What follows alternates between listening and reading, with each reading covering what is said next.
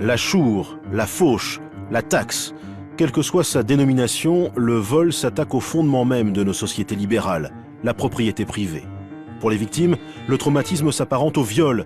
Les conséquences psychologiques ont plus d'importance que les pertes financières.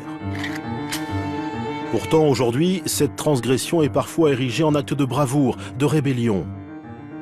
Arsène Lupin, Robin des Bois, tous ces escrocs au grand cœur ont nourri l'imaginaire de notre enfance. Et bien des années plus tard, au fond de nous, ils ont toujours la cote. On a forcément une part de sympathie. Si c'est pas une sympathie totale, c'est au moins une part de sympathie. Je vais peut-être penser à Bonnie and Clyde ou quelque chose comme ça. S'ils sont gentils, forcément, on va plus avoir envie de pardonner, je pense. Ouais, c'est un peu ça, ouais. S'ils sont respectueux... Les gentlemen braqueurs. En tout cas, braqueurs, dans l'idée, ce sont les banques ou des grandes entreprises. Ou... Voilà. Tant qu'il n'y a pas mort d'homme, je pense que... Voilà, je les laisserais plutôt courir, quoi. C'est-à-dire, je dirais, le faible contre les forts, ou celui qui redonne aux faibles et qui, par certains côtés, moralise peut-être certaines choses. Ouais, avec une cause, ouais, ça m'aurait plu. Mais sans cause, bon, pour soi-même, c'est pas forcément ce que... Ouais, non, c'est pas ce que j'aurais fait, je pense. Oh, pour l'argent, peut-être, quand même. Peut-être, ouais, certainement. Surtout de nos jours. C'est forcément moins grave que de violer, ou que de dealer, ou que de tuer. Forcément. Ça a un côté aventure. Je pense que c'est peut-être ça qui attire les gens. C'est le côté aventure, différent de la vie quotidienne, qui fait qu'on a envie, d'une certaine manière, ça donnerait envie. Parce qu'ils font des choses que moi, je ferais jamais. Parce que j'ai trop de... Je suis trop enferrée ou au contraire structurée dans ce que je suis. Voilà, c'est tout. Mais jamais on le ferait. Faut quand même franchir le pas. Hein. Ouais. C'est pas un petit pas, hein. Ouais. Un grand pas que nous n'osons pas franchir. Eh bien cet homme, lui, en a fait sa profession. Benamar Siba. Cambrioleur spécialisé dans le vol de bijoux, braqueur de banque multirécidiviste, Benamar est un caméléon capable de passer de la pègre parisienne aux planches du théâtre. Un Janus aux deux visages. Côté face, un comédien drôle et séducteur. Côté pile, un délinquant violent et manipulateur. Voici son incroyable histoire.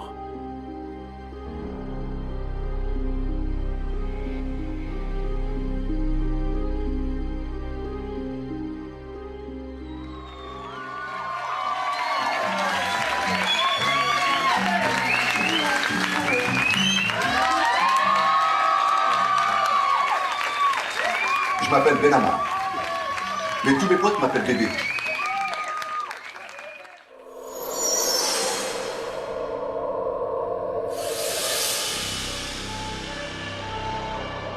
La brigade de répression du banditisme interpelle 3 hommes au bas de cet immeuble du 7e arrondissement.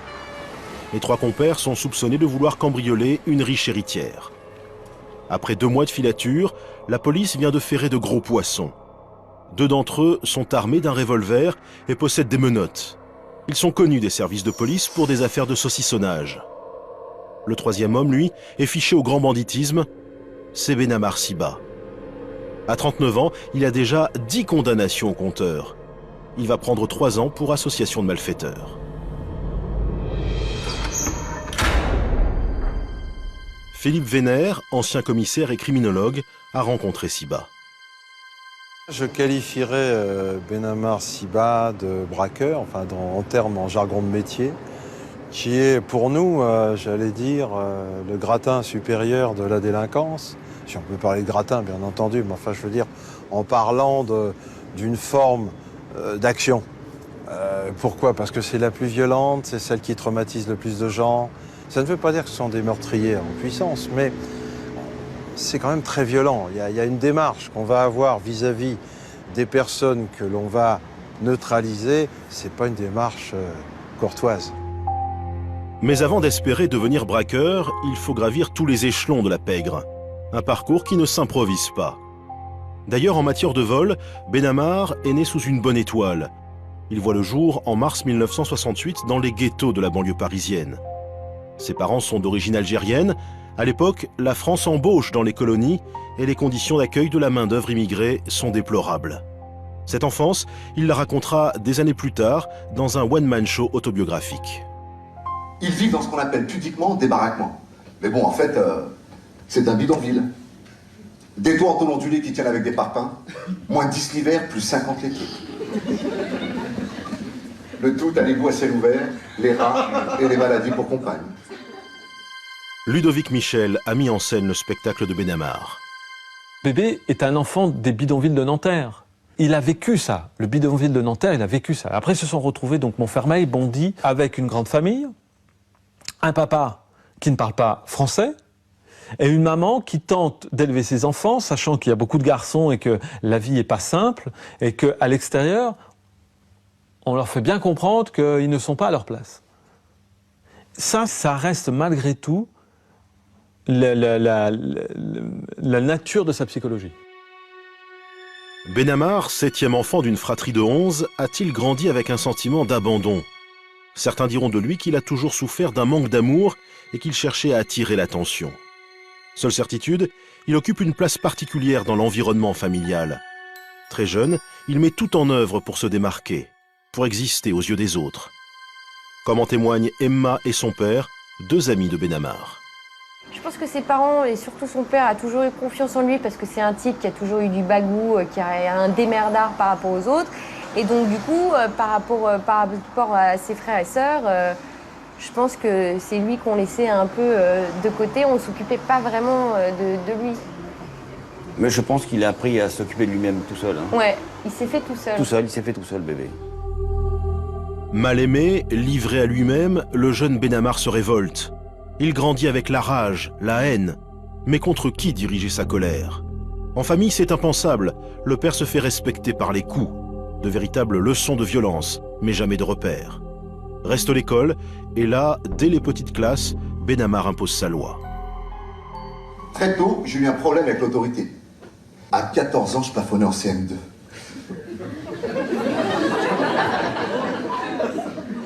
J'ai réussi à passer pour cause de mon ancienneté. J'ai été viré de l'école. Mais j'en ai retrouvé une autre et j'ai même sauté 4 classes d'un coup. Là, j'en étais fier, j'étais en 4e CPPL. Enfin, plus clairement, en voie de garage. Ludovic et Sébastien sont 2 amis proches de Benamar. C'était une forte tête aussi, attention. Hein. C'était une forte tête avec les professeurs. Moi, ils me racontaient souvent que c'est lui qui avait le dernier mot. Il m'a dit, tu te rends compte qu'à 9-10 ans, ils avaient peur de moi, les profs, et je faisais un peu ce que je voulais. C'est dû à sa beauté naturelle. C'est impensable. C'est impensable. Ouais, parce qu'il devait être grand et costaud. Ouais, il a toujours été grand et costaud dès le début, en fait. Donc c'est vrai que... C'est un bel Apollon. Un bel Apollon, ouais. À 15 ans, Apollon fait 1m80 pour 100 kg. Des mensurations de rêve pour gravir le podium de la délinquance. Bientôt, tous les voyous du 9-3 défilent à sa porte. Tous veulent utiliser les charmes de bébé pour racketter les gens du quartier. Car sa seule présence suffit à terroriser les victimes. Il avait commencé une année, il m'avait dit, c'était une des rares fois dans ma vie quand j'étais adolescent que je voulais vraiment réussir à l'école. Et il avait acheté même, il avait économisé, il avait acheté tous les crayons, vous savez, les premiers jours d'école, quand le professeur vous dit, ouais, il faut ça. Donc il avait vraiment tout acheté, il soulignait bien, il faisait vraiment attention. Et il m'a dit, ça a duré 15 jours. Il m'a dit, j'ai un nombre d'amis qui venaient sonner pour venir me chercher, pour aller faire des conneries. Mais il m'a dit, tu t'imagines même pas. Il a été engrainé, même si il avait dans sa tête de réussir son année, de dire, tiens, maintenant j'arrête, je vais faire plaisir à mes parents, je vais travailler. Et ben non, il n'y arrivait pas. Toutes les 5 minutes, ça sonnait chez lui. Vous savez, c'est l'effet de mode. Vous allez dans un quartier, il s'habille avec des jeans troués, des tailles basses ou des jeans larges. Tout le monde met des jeans larges. Il a grandi, malheureusement, dans un quartier où, entre guillemets, c'était un peu la débrouille. De braqueurs, par mètre carré, on va dire. Voilà, bon. Donc forcément, vous mentez. Dans le 93. Ça commence à 8 ans. À 8 ans, il volait un cartable. À 15 ans, il a volé son scooter.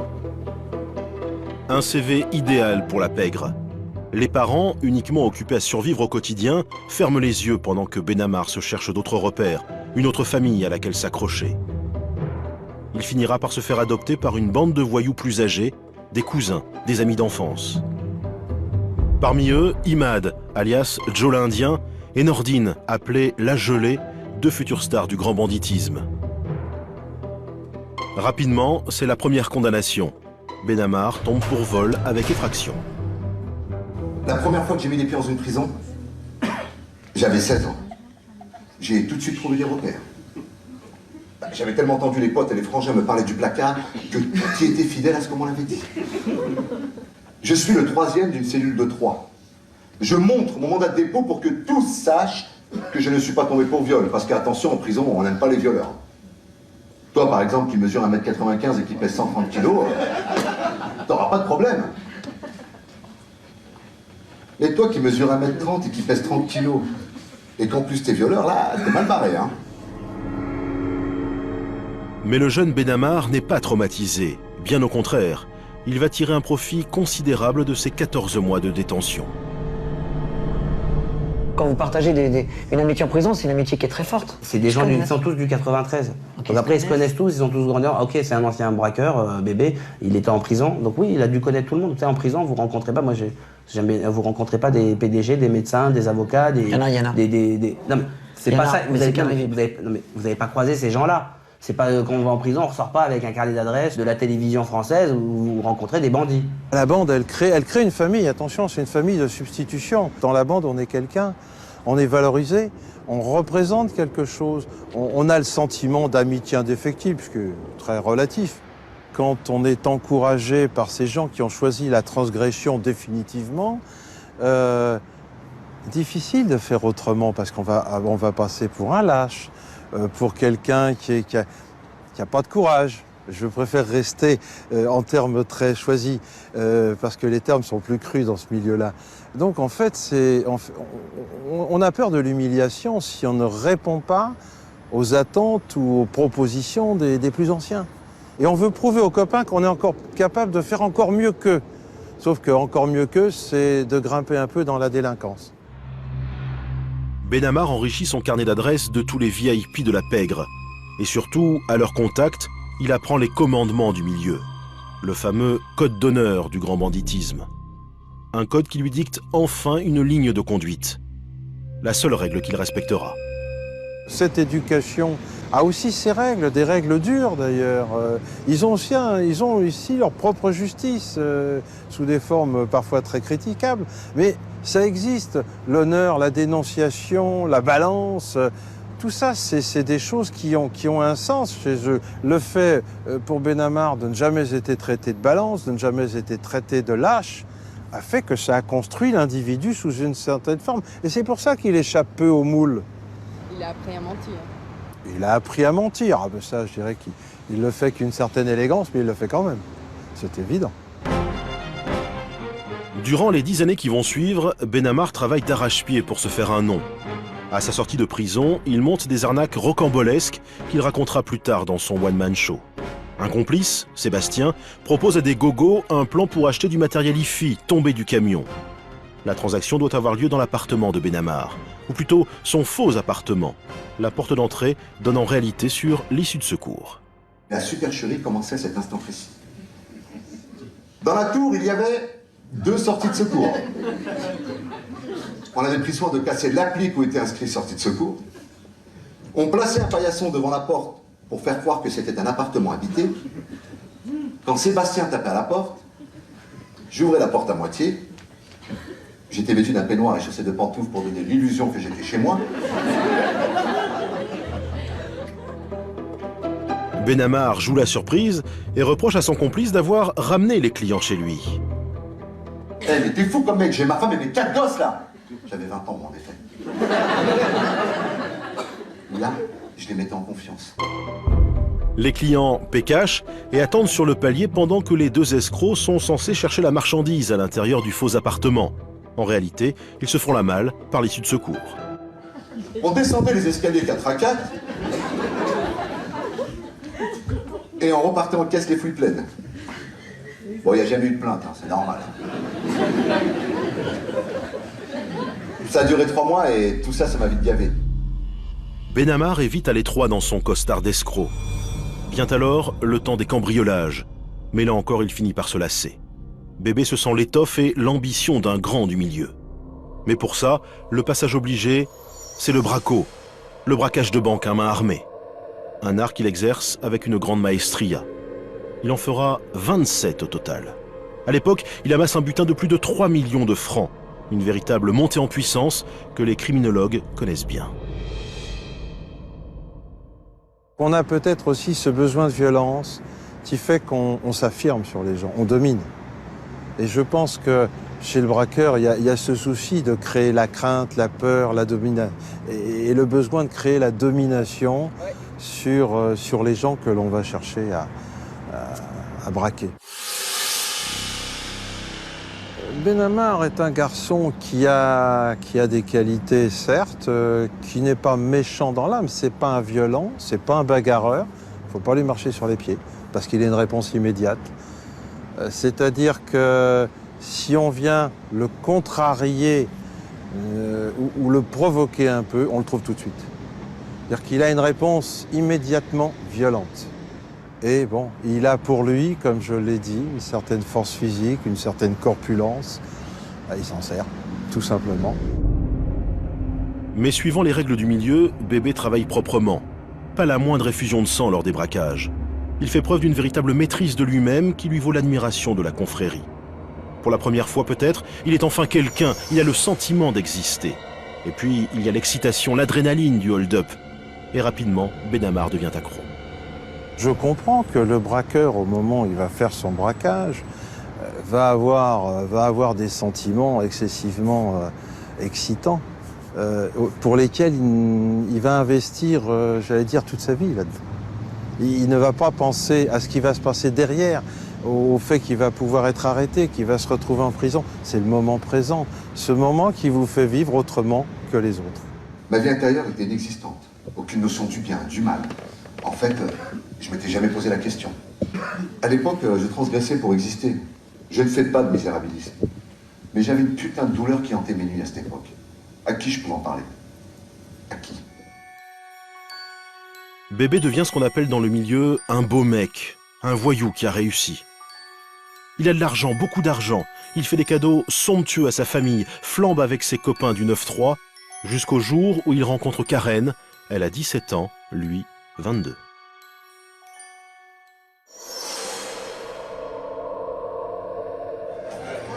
Hey, t'habites où? J'habite à Paris. Ouais, mais où à Paris? Vers la Tour Eiffel. Dans le 20e, je connais super bien là-bas. Nous avons retrouvé Karen. Aujourd'hui mère de famille, la jeune femme a accepté de témoigner à visage caché. Benamar, c'est mon premier amour et aujourd'hui mon seul et unique amour. Il n'est absolument pas macho, il est gentleman, galant, il m'a toujours mise en avant. C'était fusionnel entre lui et moi. Voilà, c'était ma moitié, j'étais sa moitié. Il était le yin, j'étais le yang, enfin voilà. C'est le plus beau moment de ma vie. Mon premier baiser. Enfin, j'existais sentimentalement. Mon cœur pognait. J'étais vivant, j'étais comme un gosse. Enfin, je découvrais que je pouvais voler sans effraction. Avec Karen, Benamar joue les chéribibi. Il se montre gentil, tendre, se dit prêt à tout pour vivre avec la jeune femme, quitte à rompre avec le milieu, quitte à changer de vie. Benamar jure d'oublier la flambe et les bracos, de mettre au placard ses pinces Monseigneur, ses flingues et ses cagoules, bref, de se transformer en travailleur honnête, même s'il faut pour cela repartir tout au bas de l'échelle. Il se levait le matin, prenait sa petite fourgonnette avec ses petits survêtements derrière pour aller vendre des articles de sport sur les marchés. Et on se voyait en général à partir de 13-14 heures, l'heure où les marchés se terminent. On passait beaucoup de temps ensemble, donc ce qui faisait qu'il voyait beaucoup moins ses amis ou des gens extérieurs à la profession des marchés. Il avait aussi un vrai bagou de vendeur et il avait été apprécié parmi ses fournisseurs qui étaient dans le sentier parce que c'était un garçon qui vendait bien. Donc finalement, il avait d'énormes qualités, mais faire les marchés, c'est dur. Ce sont des horaires auxquels il n'était pas habitué. De travailler très honnêtement, ça ne rapporte pas toujours autant qu'un cambriolage ou plus tard, malheureusement, qu'un braquage. Et je pense que c'est cette notion d'argent facile qui finalement arrive à polluer un esprit complètement au point de dire dans le fond c'est la solution. Et le problème de Benamar, c'est justement que l'honnêteté ne paie pas. Mais avait-il réellement l'intention de changer de vie? Aujourd'hui, Karen dresse un bilan amer de leurs années de vie commune. J'avais réussi à un petit moment de l'enlever, de le sortir, je dirais, entre guillemets, du 93. De ses fréquentations. Mais il suffisait qu'on se dispute 3 ou 4 jours et puis qu'on se boude pendant 3 ou 4 jours pour qu'il retourne, je dirais, se consoler avec ses amis. Il avait une double vie. Me concernant, il avait une double vie. C'est un homme à facettes, effectivement. Lorsqu'il veut donner une image de lui, j'allais dire, le personnage sympathique, serviable, ce qu'il est vraiment, bon, il va vraiment détacher ses autres activités. C'est-à-dire qu'on aura du mal à le soupçonner. C'est un personnage qui sait cloisonner ses activités. Je décide à cet instant de replonger en compagnie de mes démons dans la délinquance.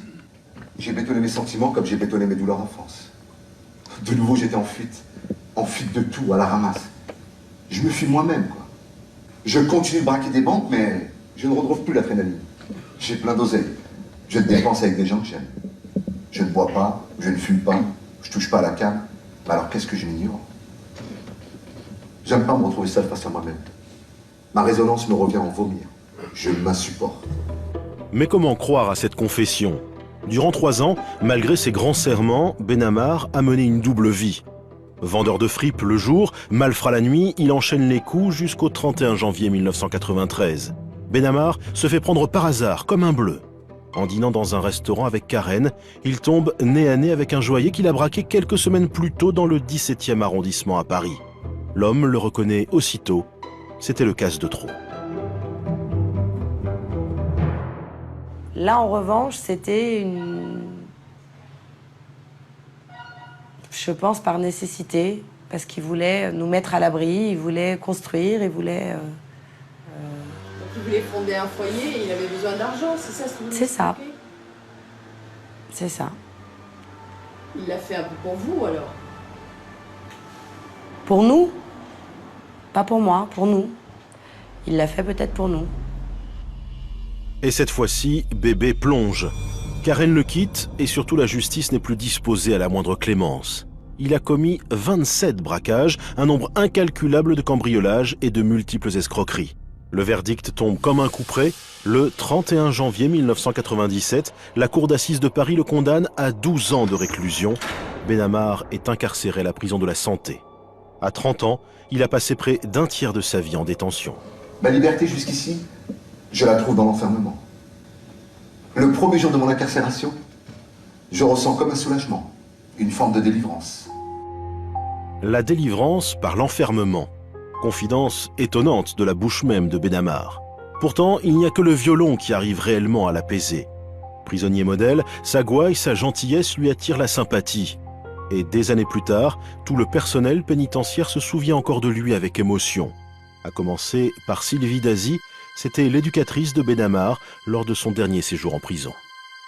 Il fait partie des 10 détenus dont l'image m'est toujours très présente et pour qui j'ai toujours de la tendresse, de l'affection.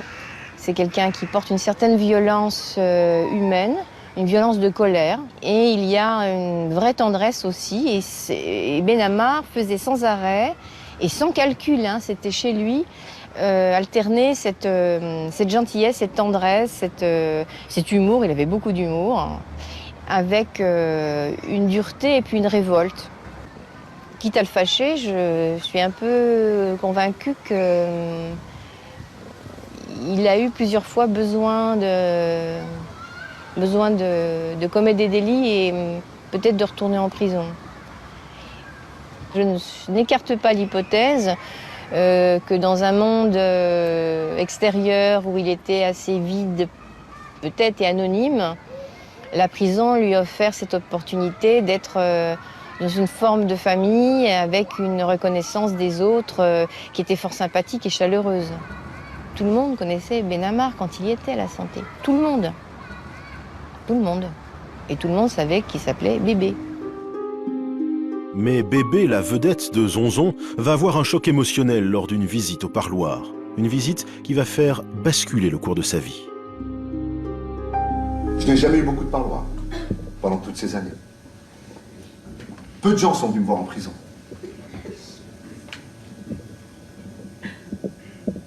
Les seules fois où je me suis senti rassuré, c'était dans le regard de ma mère. Dans ses yeux à ma mère, j'ai tout vu. La douleur de sa vie, de sa maladie et des soucis que nous l'avons causés avec mes frangins. J'ai une grosse part de responsabilité, je te demande pardon, maman. Pardon pour tout ce que j'ai été. Voleur, menteur, escroc. La première fois que je t'ai prise dans mes bras, c'était lors de mon premier parloir avec toi à la prison de la Santé. Ça faisait 1 an que je t'avais pas vu. Nous avons pleuré l'un et l'autre, l'un contre l'autre. Et pour te rassurer, tu m'as dit que tu préférais me voir ici, plutôt qu'avec une balle dans la tête. Je t'aime. C'est sorti comme ça, limpide et clair. C'est aussi la première fois que je te le disais. Quand tu es parti, j'ai pleuré seul dans ma cellule. Cette visite est peut-être un véritable tournant dans la vie de Benamar. Il se plie sans broncher à la discipline et aux horaires stricts de la santé. Il travaille à la bibliothèque, bref, met tout en œuvre pour se réinsérer. Il ne lui manque qu'une planche de salut, ce sera le théâtre.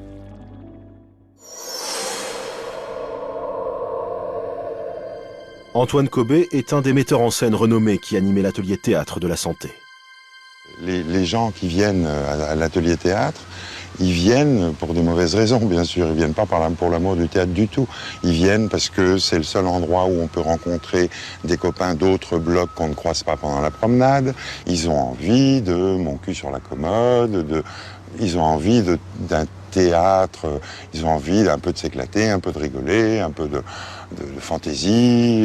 Et lui, tout de suite, était disponible, vous regardez dans les yeux, partagez ce que vous vouliez bien partager avec lui, et sans jamais d'agressivité, sans jamais de doute, de mauvais état d'esprit, ou de choses qu'on sent un petit peu quelquefois, un petit peu difficiles, quoi, parce qu'ils vivent des choses difficiles. Non, lui, c'était toujours très clair, très ouvert, très généreux, quoi. Il me demande à moi, bébé, connais-tu Molière? Il est tombé pourquoi, ton pote? Incontestablement, je traîne une lacune de ce côté-là. Signe de mon ouverture d'esprit, moi je pense que le théâtre, c'est un truc pour les PD. Séance de relaxation. Le mec, il m'a demandé à moi de faire la limace. Na'al shaitan. C'est la révélation. Benamar, le braqueur, le titi de banlieue, apprend à utiliser sa gouaille pour séduire les foules, à jouer de son corps autrement que pour terrifier des victimes.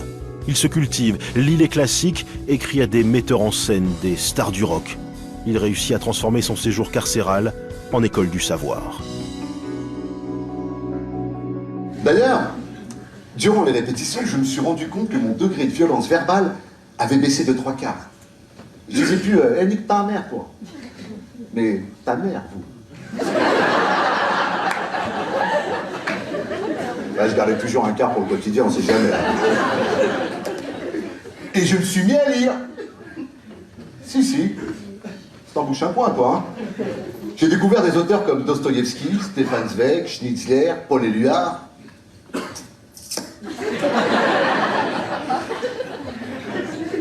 Bref, des plumes qu'on ne risquait pas de croiser dans Pif le chien. Benamar sait jouer comme personne de son côté cabot.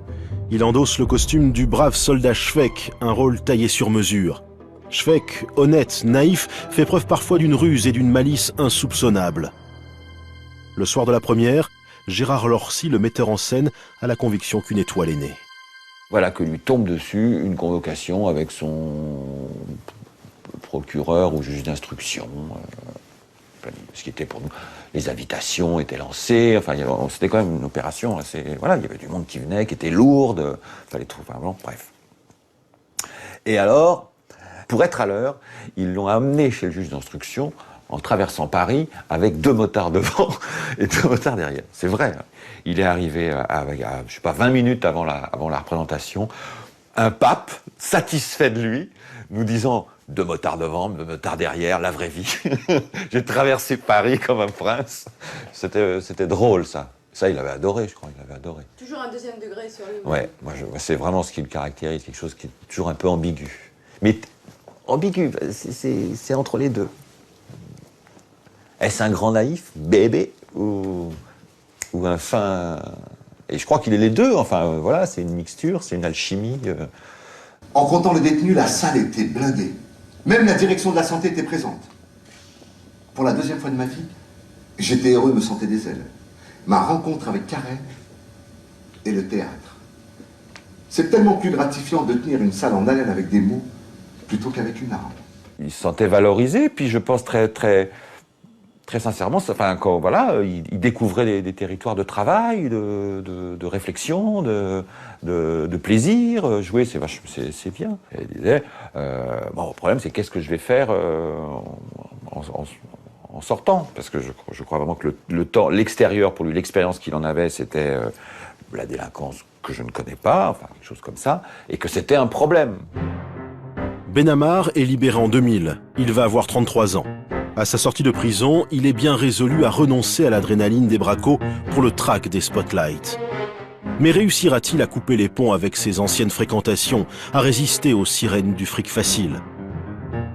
En France, statistiquement, 40% des voleurs récidivent avant 5 ans. Alors, le vol serait-il une deuxième peau? En prison, Benamar Siba a écrit une lettre à sa mère, 20 pages, la base d'un one-man show. Il présente son manuscrit à Ludovic Michel, directeur d'un théâtre parisien. On n'est pas dans le triple Scarface et Casino, quoi. Il ne m'a pas montré, si vous voulez, une autosatisfaction de ce qu'il avait fait. Je ne suis pas philanthrope, mais simplement j'ai une vraie histoire. C'est-à-dire de quoi on parle? On parle du théâtre. Le théâtre, c'est avant tout l'art du langage. C'est avant tout les mots. Et lui, j'ai un auteur qui me laisse une histoire. Mais une magnifique histoire. Ludovic Michel relève le défi. Avant tout, il doit réussir à canaliser Benamar. Et pour cela, rien de tel que l'enfermer entre 4 murs. Quand il arrive en prison, les murs de la prison le rassuraient d'une certaine manière. Et alors le théâtre provoquait cela. Il y a des murs autour, il devait être à telle heure pour pouvoir jouer, il pouvait repartir à telle heure, mais le lendemain il devait revenir. Il y avait une routine. On avait recréé machinalement, je pense, une routine dont il avait l'habitude. Donc ça l'a aidé, ça a été un repère. Et je pense même que j'ose espérer que j'ai été pour lui un repère. De là où il ne fallait pas peut-être trop aller. Emma, une amie de longue date, va aider Benamar à sa sortie de prison. Elle lui trouve un studio pour 700 € par mois, lui prête des meubles, une vieille mobilette. Pour bébé, c'est le début d'une nouvelle vie, loin de ses mauvaises fréquentations. Donc c'est ici? C'est ici où il vivait. 2 ans, il a vécu ici. C'est un petit 25 mètres carrés, hein. C'est un petit studio avec les commodités. Enfin voilà, quoi. C'est propre, clean, mais bon, c'est rien de luxueux, hein. C'est un studio typique parisien. Moi, tout ce que je peux vous dire, c'est qu'il était vraiment prêt et il avait vraiment une volonté d'acier, de vouloir réussir et justement, c'était sa force, c'est ça, de se dire, bon bah voilà, j'ai été un braqueur, j'ai déconné, j'ai fait de la tôle, mais en même temps, je veux montrer aux autres que je suis capable de faire autre chose.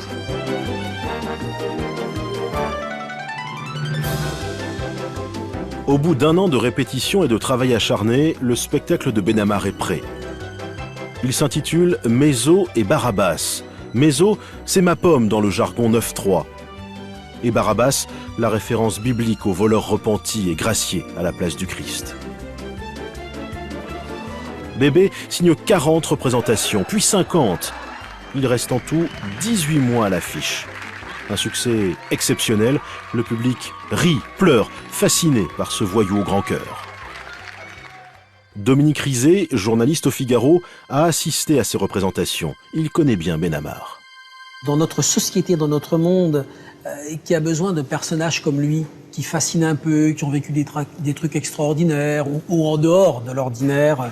C'est d'une banalité ce que je dis là, mais peut-être qu'on va le dire quand même. Les délinquants, les criminels sont des gens qui fascinent, quoi, qui interpellent parce que ils ont moins le culot, peut-être, de vivre comme nous, on vit pas. C'est-à-dire qu'on paie nos impôts, on va bosser le matin, pas eux. Ils se lèvent tard, ils paient pas leurs impôts. L'argent que nous, on gagne, eux le volent. Et ils en ont 10 fois plus que nous. Donc je pense que quand il allait quelque part, il devait interpeller pour ça. Parce qu'il avait fait ce qui ne se fait pas, ce que beaucoup d'entre nous n'osent pas faire. Et puis parce qu'il avait vécu des choses en dehors du commun. Donc ces gens-là, ça passe toujours bien, ça a toujours une histoire à raconter. C'est, ouais, moi quand j'étais en prison, j'ai connu un tel. Ah bon, un tel qui a fait ça? Bah oui, je l'ai connu. Tu l'as bien connu, ouais, je l'ai connu. Et j'ai grandi comme ça, et j'ai fait ci, j'ai fait ça. Et je suis rentré dans une banque avec un pistolet, avec un revolver. C'est pas commun quand même. Ils vont transformer ça en dérision. Parce que bien sûr, ça fait rire un peu et on juge moins l'acte que ce qui provoque le rire. Le personnage nous paraît plus sympathique. Imaginez que vous vous heurtiez à un braqueur qui en veut à la terre entière, qui crache sur tout le monde. J'en ai eu. Ceux-là, vous savez, ils sont pas très faciles à entendre. Et puis, bon, quand on s'en va, on est très content de les voir pas partir. Ne fût-ce pour aller chez le magistrat, on dit on s'en est débarrassé. Celui qui a passé quelques heures à vous faire rire, oh, vous avez un petit sentiment d'indulgence. Vous dire, c'est quand même un brave gars. Est-ce qu'on peut pardonner un braqueur parce qu'il a de l'humour? Il y a braqueur et braqueur. Ouais, oui. Bien sûr que non. Mais bon, Non. Bébé, il a cette façon de savoir se faire aimer et de mettre en confiance les gens que forcément vous êtes attiré vers lui comme un aimant en fait. Donc effectivement, ouais, il a fait des trucs qui sont pas du tout catholiques. Il a toujours cette façon de tourner les choses en dérision qui font que, bon, maintenant, rentrer au vif du sujet, de raconter dans le détail comment ça se passait, non, ça, et puis à la limite, c'est pas quelque chose qu'on a envie de savoir non plus, quoi. Avec la reconnaissance du public, Benamar se sent enfin aimé, exister. Et peut-être pour la première fois, il est en paix avec lui-même. Il sublime tout son vécu de voleur pour en faire un spectacle comique qu'il offre au public. À travers cette formidable résilience, Bébé obtient la rédemption aux yeux du monde et de lui-même. J'ai aujourd'hui 35 ans. J'ai fait 11 ans de prison sans jamais avoir eu le loisir d'aimer. Te présenter une fille, j'ai essayé avec Karen. La vie et moi, et surtout moi, n'avons décidé autrement. Je crois que maintenant tu peux reposer en paix. J'ai retrouvé confiance en moi. Je t'aime. Il n'a jamais manqué une répétition. Il n'a jamais été en retard. Il ne m'a jamais fait faux bond. Mais je dis bien jamais, hein. Bébé, le soir où sa maman décède, il est là. Il est là. Il n'est pas autre part. Il est là.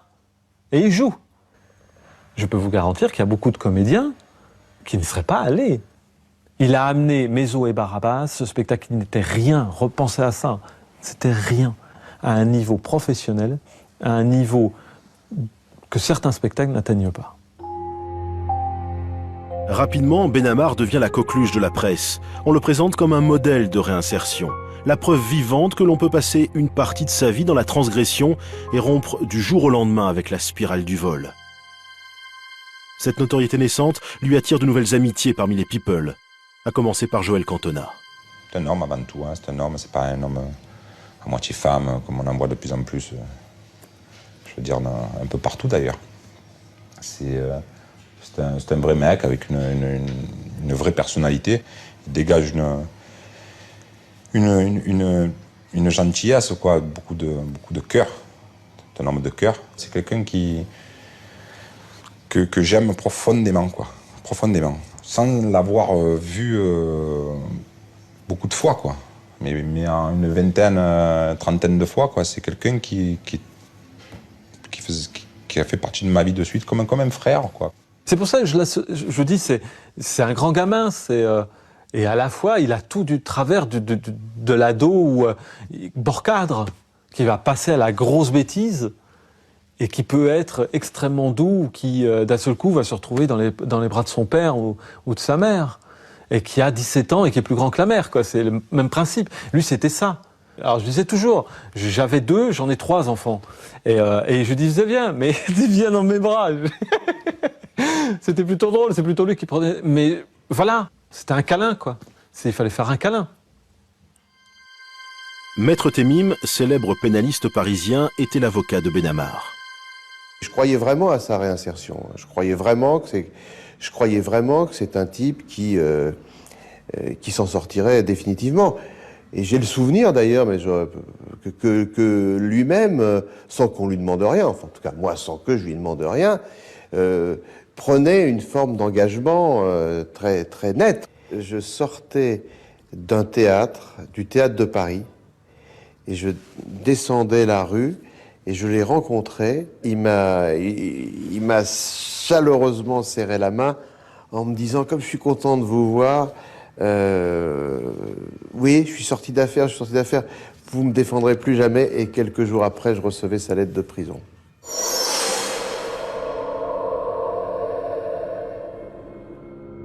Coup de théâtre, Benamar est de nouveau arrêté. Pour la police, il préparait un coup double.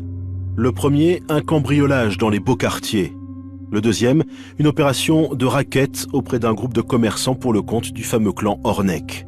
Le gang aurait extorqué à ses victimes des centaines de milliers d'euros sous la pression, les menaces et parfois les coups. Benamar aurait été chargé de jouer les gros bras. Il tentera bien de livrer une autre explication à ses actes, mais elle ne convaincra pas la justice. Aujourd'hui, c'est son avocate, maître Canu-Bernard, qui s'en fait l'écho. Dans la première affaire, il a été jugé pour en fait avoir retrouvé ses amis et les avoir accompagnés au mauvais endroit, au mauvais moment. Dans la deuxième affaire, c'est des faits qui lui sont reprochés toujours avec deux amis qu'il connaît depuis extrêmement longtemps. Et là, il a clairement expliqué qu'ils allaient faire un recouvrement de créances comme des huissiers peuvent le faire, mais ce n'est pas un huissier, il n'est pas officier ministériel, sinon ça se saurait. Lorsque ces amis-là l'appellent en lui disant « Dis donc, viens me donner un coup de main parce que là j'ai un souci avec un tel et si t'es avec moi à côté comme ça, ils vont voir que je rigole pas », évidemment il y va. Évidemment il y va. Pour moi, encore une fois, c'est un grand gamin. Et comme tous les gamins, il va avoir un beau jouet devant les mains, il ne va pas pouvoir s'empêcher de le casser ou de le mettre à part, de le mettre de côté, de le dénigrer. C'est ce qu'il a fait. Là, aujourd'hui, pour moi, il n'a pas honoré le contrat humain, qui est pour moi le plus important, évidemment. On s'est investi, mais vraiment loin. Et il n'en a pas eu la notion. Et je ne suis pas le seul, hein. Il y a beaucoup de gens qui se sont investis, qui ont mouillé le maillot, comme on dit. Le tribunal correctionnel de Paris condamne Benamar à 5 ans de prison pour association de malfaiteurs. Mais pourquoi replonge-t-il au moment même où une nouvelle vie s'ouvre à lui? L'adrénaline du théâtre ne lui suffit-elle plus? C'est-il au fond tellement construit et structuré à partir des codes de la pègre qu'il est incapable de vivre en dehors de la transgression? Ceux qui ont côtoyé Benamar ont une hypothèse beaucoup plus triviale pour expliquer son incroyable addiction au vol. Il parlait beaucoup d'argent, je crois, par rapport aux femmes, puisque c'était un de ses problèmes, les relations avec les femmes.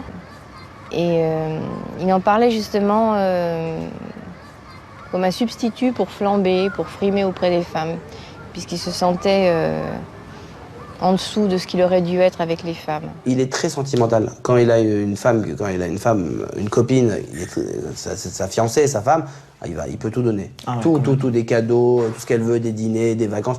Quand il est attaché à une fille, alors ça devient un niais. Vous voyez, non, façon de parler avec l'argent, il donnerait tout à sa copine. Son salaire, de toute manière, de comédien ne lui suffisait pas. Mais je pense qu'il aurait fallu un salaire de gros comédien. Je dirais, c'est même pas une question, vous savez, d'avoir 1000, 2000, 3000 euros. C'est le fait d'avoir la sensation de pouvoir dépenser. Pour lui, c'est un frein. S'il n'avait pas la possibilité de choisir, parce que tout passait par l'argent, ça le mettait dans des états seconds, quoi, je dirais. C'est-à-dire que ça le rendait extrêmement malheureux. Et donc, par conséquent, je pense que ça devait vraiment beaucoup cogiter à ce moment-là. Ça, il m'en parlait souvent de cet aspect-là, c'est-à-dire que oui, mais c'est bien beau, sur scène c'est beau, c'est génial, mais ça ne me rapporte pas d'argent. L'argent chez lui est maladif, je pense. Il fallait claquer, il fallait briller, il fallait paraître, quoi. Lorsque Benamar est appréhendé en janvier 2008, le spectacle a pris fin depuis 6 mois. Il n'a plus un sou en poche. Et surtout, loin de la scène, Bébé perd tous ses repères. Il n'a plus de contraintes, d'obligations, de perspectives. Tous les ingrédients sont réunis pour qu'il renoue avec ses vieux démons.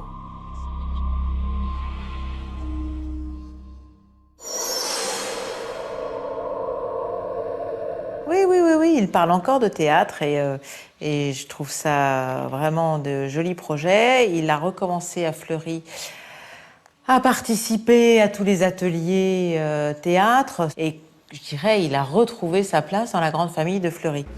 Il me dit là je peux plus, là. Il me faut une famille, des enfants, il me faut une femme, il me faut un cocon familial. Là il me l'a dit, là. Il le ressent vraiment là. Il a peur de finir seul dans sa vie. De finir tout seul, sans personne. Et là, si vous disiez je fais un trait sur mon passé, je veux construire une famille, je veux repartir. Il me l'a déjà dit, mais j'ai refusé. J'ai refusé parce que je suis plus du tout aujourd'hui, je ne suis plus tolérante. Je suis plus dans le même état d'esprit. J'ai un enfant. Et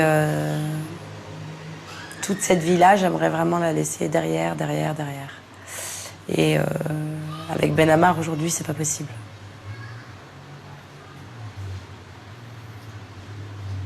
Je sais qu'avec Benamar, ça recommencera. Ça ne finira jamais. Le fait d'avoir été voleur peut faire de moi, à vos yeux, quelqu'un de pas bien.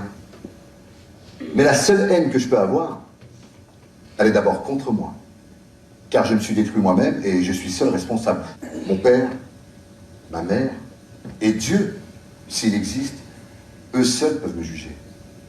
Je n'ai pas la foi, mais je ne hais personne. Je ne juge personne. Acceptez-moi comme je vous accepte. Je ne suis pas mieux que vous, mais vous n'êtes pas mieux que moi.